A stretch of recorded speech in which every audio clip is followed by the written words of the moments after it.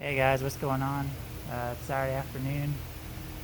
Finally getting into the van and show you what we got going on with it. So let me get this wheel off over here.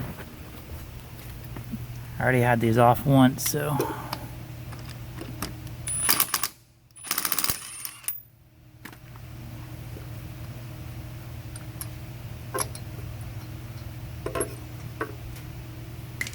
Alright guys, so we're gonna swap out the springs in it.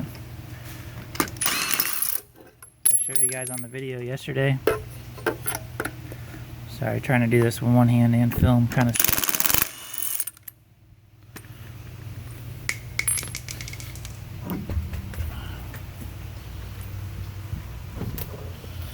Alright, so these are my old setup. A lot of guys asked. I had the bags inside the coils and I had to keep them pretty pumped in order to make a difference as far as ride height. So what I did is I went and bought Moog springs. They're for an e150 actually. There's a part number if you guys are wondering, CC880S. So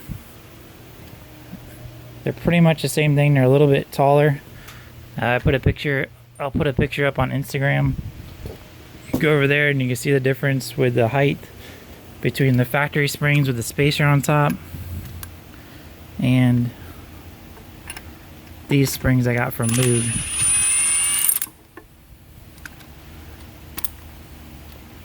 Trying not to beat my lug nuts up too bad.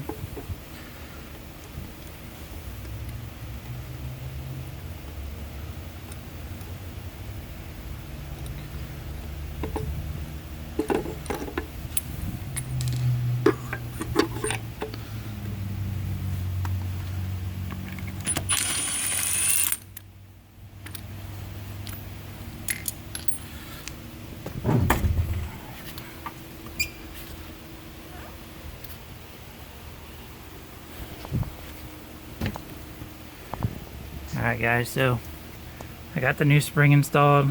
Just got some shocks coming. I ordered some Bilsteins, but they're still way far out. So I'm going to touch this one up. I already scratched the paint on it. But hey, that's how it goes sometimes. So here's my new front coils. Replace the shocks.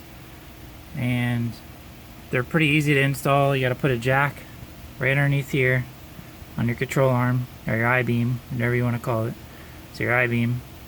Jack it up, take the weight off, you know, so you're not don't have any weight.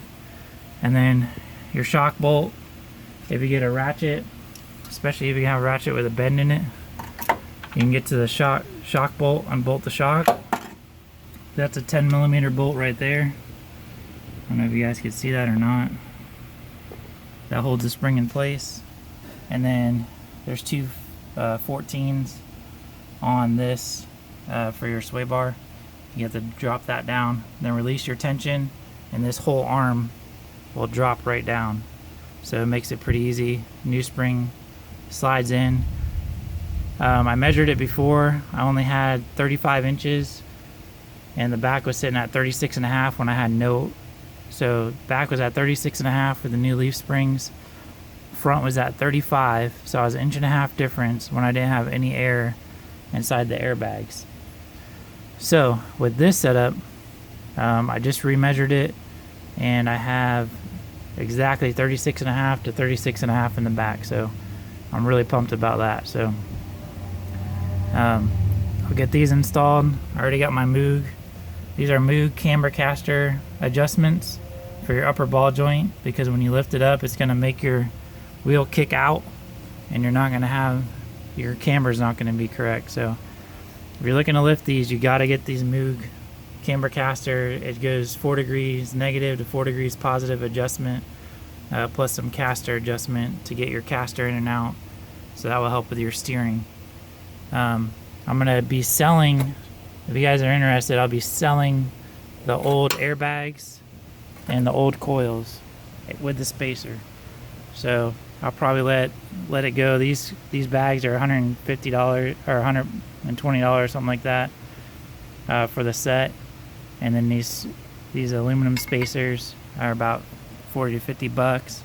If you guys are local and you're looking to get them, I'll sell you the springs, the bags, and the coil and the spacer for 100 bucks. So if you want it, message me on down at the bottom, and I'll get that going for you. So also the other thing I did is I got this drop pitman arm. It is I want to say part number FD550, something like that, FD500. It's from ProComp. It's for a 96 F150 32 spline on the gearbox. If you look at your stock pitman arm for the van, there'll be a number stamped right in here, and you can look up that part number and that will tell you how many spline your gearbox is. So if you're looking for a drop pitman arm, you can do it that way. That's what I did. Like I said, there's nothing online about which drop pitman arm will work for e150 unless you spend $3 grand getting it done. So now you can see my steering angle is actually pretty straight to the I-beam, so I'm pretty stoked about that, because before I had a real strong V, and the downfall of that is anytime I hit a bump or anything, I got a lot of bump steer. So I told you I got a surprise coming for the front end too. I'll do a video on that. I'm gonna do this video. It'll probably be about 10 minutes long, and then I'm gonna cut out, and then I'll do another video later once I get the front end back together. So yeah, I appreciate everybody watching.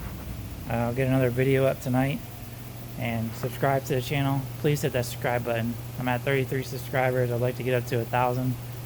So everybody that subscribed, thank you very much, and subscribe to the channel, and we'll see you on the next video.